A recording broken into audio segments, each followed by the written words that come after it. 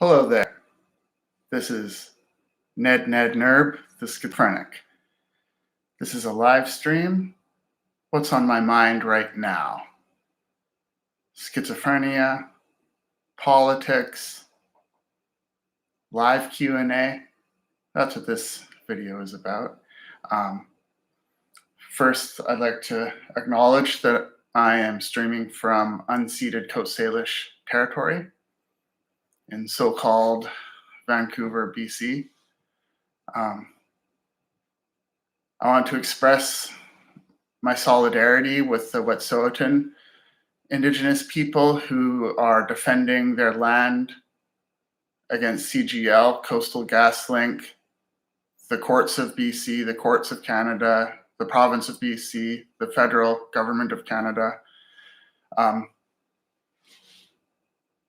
UNDRIP, the United Nations Declaration on the Rights of Indigenous People, Delgamuukw 1997 in the Supreme Court of Canada, numerous other points of expression and contact. Canada and BC should know. They should get CGL out of Wet'suwet'en territory and stop the effort to drill under the Wedzin-Kwa, the river there. That river, the Wet'suwet'en people say they can put their hand into the water and drink it. It is totally clean. It is totally healthy water. And fossil fuel executives want to drill under the river. We know spills happen. Spills are part of business. And if business is going to go on like usual, then that river will no longer be able to be drunk from.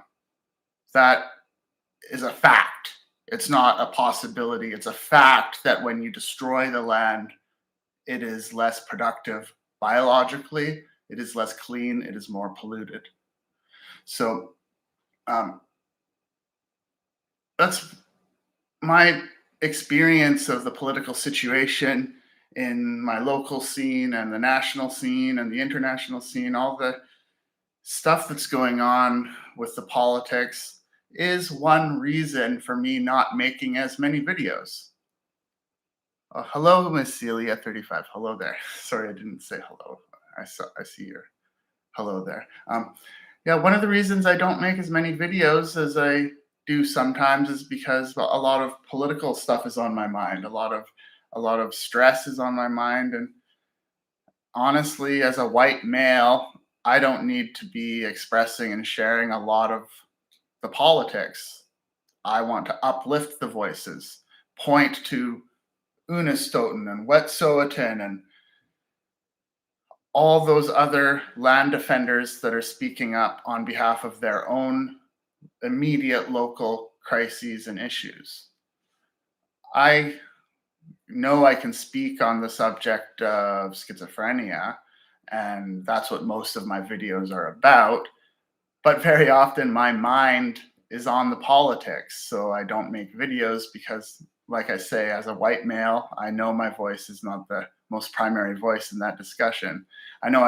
So uplifting voices and pointing at them is what I could do maybe more of, but I also just want to make more videos about schizophrenia, but I have anxiety sometimes. It's like right now I feel comfortable and I'm speaking off the top of my mind and I don't feel anxious, but about 10 minutes before every one of my last live streams for the last year, this bump will come, boom, anxiety.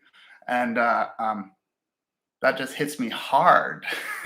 So like there's that kind of stuff going on that prevents me from making content. And yeah, it's intense when anxiety hits. Anxiety is a bad spell. It's like, thank you for being interested in all topics I talk about. That means a lot. Yeah, most of my commenters give me good feedback.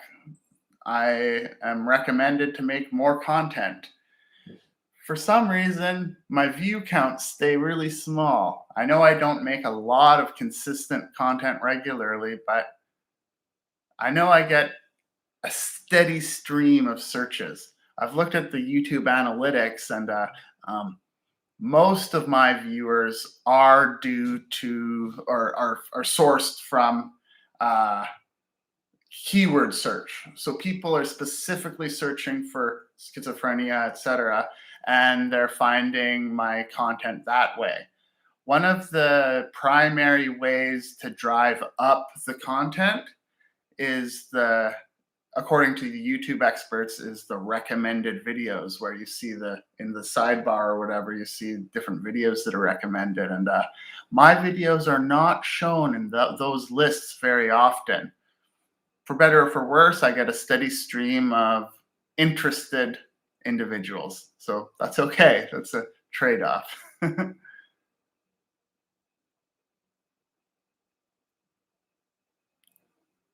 Thanks for watching my channel for years, Miss Celia.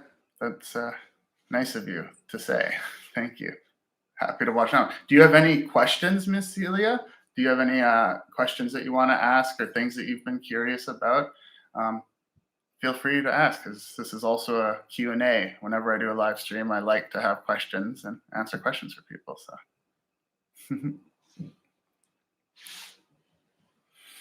hello, Zen Quartz. Yes, anxiety is annoying, for sure. It's like a block on feeling safe in the moment. It's like different aspects of the anxiety symptoms are like sense of danger, sense of doom, sense of pressure, tightness, loss of space, all those sorts of confining and compressing and interfering and holding back. And some anxiety feelings are like, they feel so physiological, like something's happening in your throat or lungs or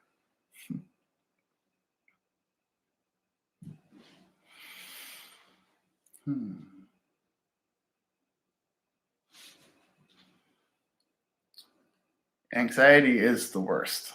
Most of my delusions I can wrestle with rationally. It's like I can have a belief and someone can tell me it's false and I can believe them or look into it. I can try to work with my delusional stuff with my cognitive behavioral treatment or therapy or whatever. But anxiety will just like spike up and suddenly interfere with like walking down the street, sitting in a bus seat. It's like I have some appointment an hour and a half from now, and I'm anxious in this moment. All of a sudden, just like thinking about it for a second, thinking about something else for a second, thinking about like 15 things at once, and like anxiety is suddenly there.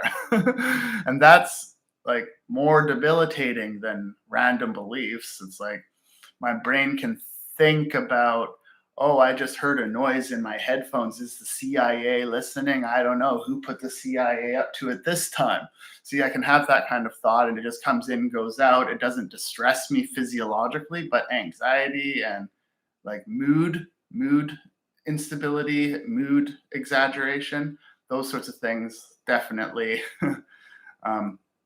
like they feel like something rather than just being a thought that comes in and goes through. If it was just a thought coming and going through, that would be okay. But yeah.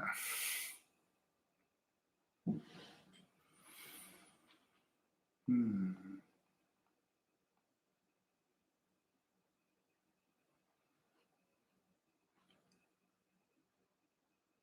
I think I will try to do a little bit of a regular live stream, maybe once every 2 or 3 weeks or something. So uh, I think that would be a good idea. And I will also try to do a little bit more content as things go on, but I will try to refrain from pouring everything into it all at once, to just spacing it out and being a bit more consistent. I think that would be a good idea. But as for now, if one or either of you has a question to ask, go ahead and ask a question. Otherwise, I might call off the live stream for now. Is anyone chatting?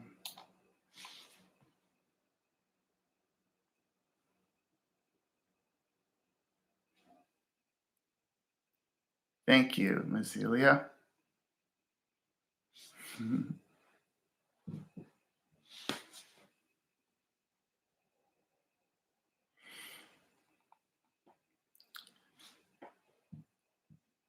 Yeah, my most often the experience I have of YouTube most often is looking at comments that are left on my channel, and by far they are really great comments and a lot of um, well-meaning words with well-meaning hopes and intentions and motivations, and yeah, I know that what I have to say reaches some people who value it, and that's one of the things that's so good about YouTube.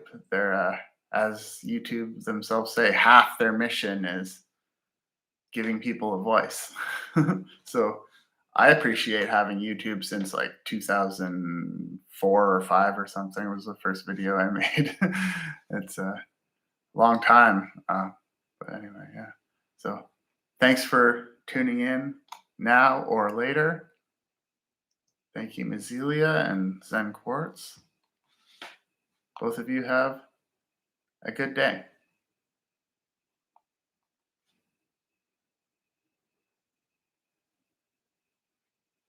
Oh, I got a question now. I will hold off that departure and I will answer the question. What's the worst time of day for you? My anxiety goes crazy in the morning. I think the worst time of day for me is no. I don't have a worst time of day, I don't think. It really depends on what's happening, what's on my mind. It matters.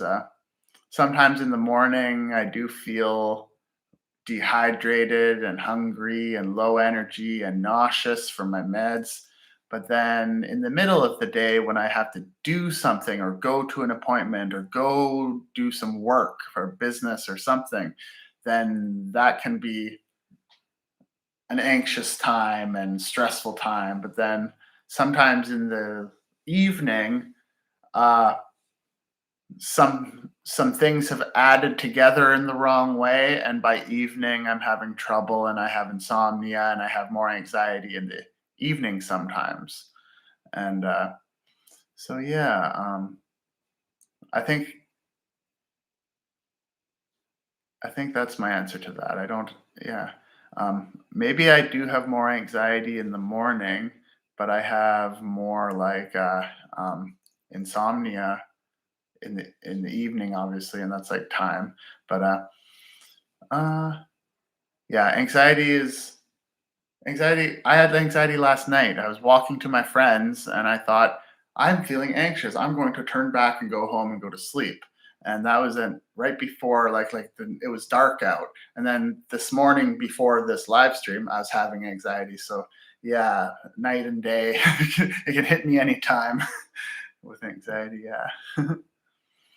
Zen quartz. It's when you've got to go out and get stuff done, interacting with others. Yes, that is one of the bigger provocative components to my anxiety, for sure.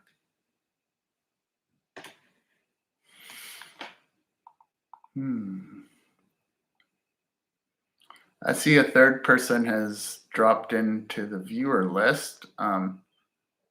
If someone is there just tuning in and you have a question to ask about schizophrenia or whatever, I'm answering questions for the next few minutes. But I'll probably cut short around the 16-minute mark, 16 and a half minute mark or so. So if anyone has a question that they would like to ask before I hop off, I'll answer a quick question and then you guys have a good day.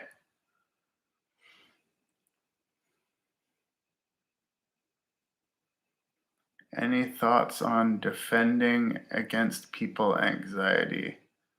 Can you refer to that question differently? I'm not quite sure what it means. What's people anxiety?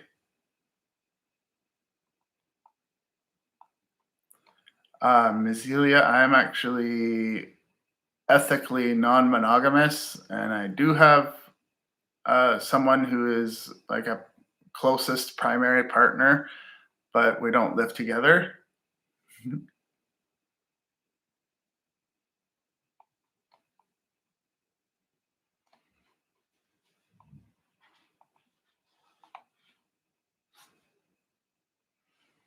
Hmm.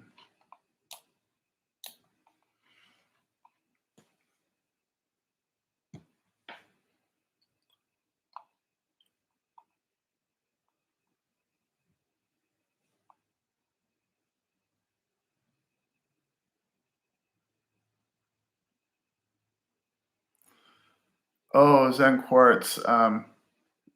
The term I know is simply social anxiety. Um, Anxiety of people or related to dealing with people. People are social connections, so social anxiety covers that term.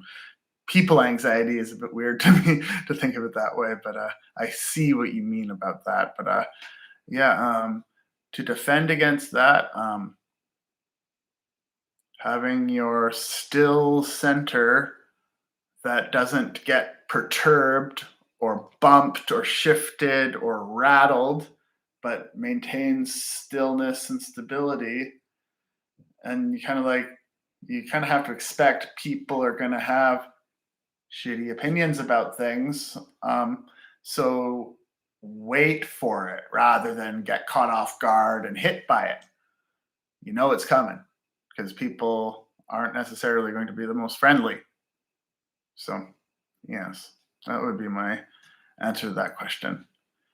So, I'm going to sign off now.